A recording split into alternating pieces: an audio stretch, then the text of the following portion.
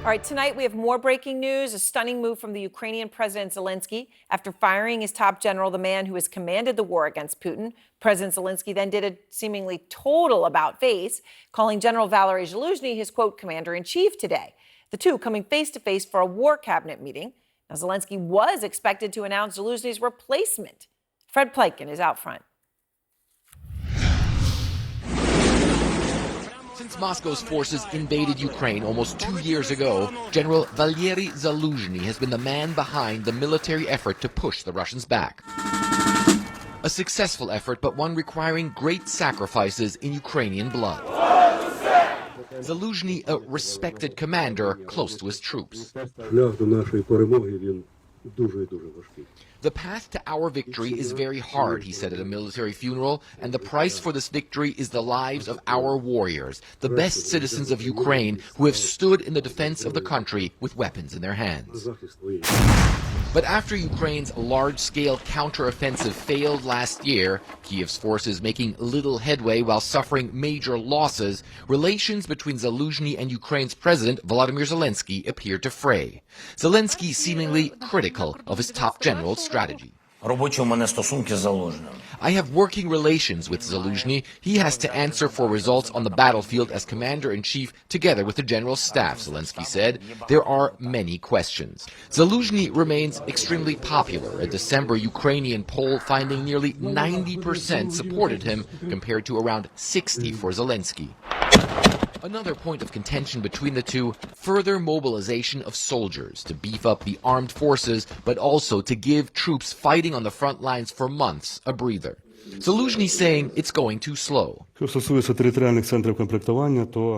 As for the local mobilization offices, as of now, frankly speaking, I am not satisfied with the work of the mobilization offices. If I were satisfied with their work, we would not discuss this bill right now. But Zelensky is critical of further mobilization, an unpopular measure for many Ukrainians. And what? Everyone? Take everyone away because they don't have money, this man asks? That really smells like slavery. As harsh as it may sound, in my opinion, it's necessary, this man says, because it's really a matter where, it seems to me, there is no choice.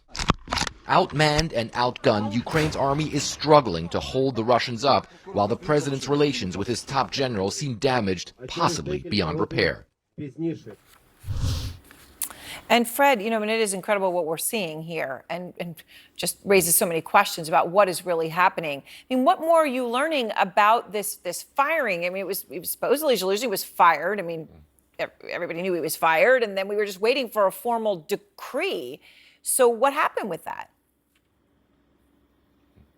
Yeah, that's a big question that everyone is asking here in Kiev. And one of the things that we can also see, Aaron, is that all of political Kiev really is in a holding pattern, waiting whether or not this decree is going to come. And certainly the indications that we were getting is that a decree would come by the end of this week. Well, now it's around 2:30 a.m. in the morning on Saturday, and still there is no decree. So right now it's absolutely unclear how much longer Valery Zaluzhny might be in office, if indeed he is still in office, and what in general his fate is going to be as the commander of Ukraine's armed forces, Aaron. I mean, Fred, it's like then today we see this happen, that there's a cabinet meeting, and maybe we're going to find out who's going to take the place of Zaluzhny. And instead, Zelensky walks in and refers to Zaluzhny as his commander-in-chief.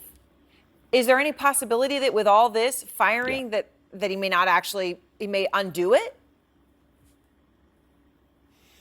There is always that possibility. Again, right now it's absolutely unclear what Volodymyr Zelensky is going to do. The main thing that people are talking about here is possibly the big question is still, does Zelensky have a successor lined up, a possible one for Zaluzhny? And of course, we have been talking about the fact that there were two people who seemed to be in the running to be the successor. One of them, Kyrylo Budanov, the head of military intelligence. One of them, head of the land forces, Alexander Syrsky.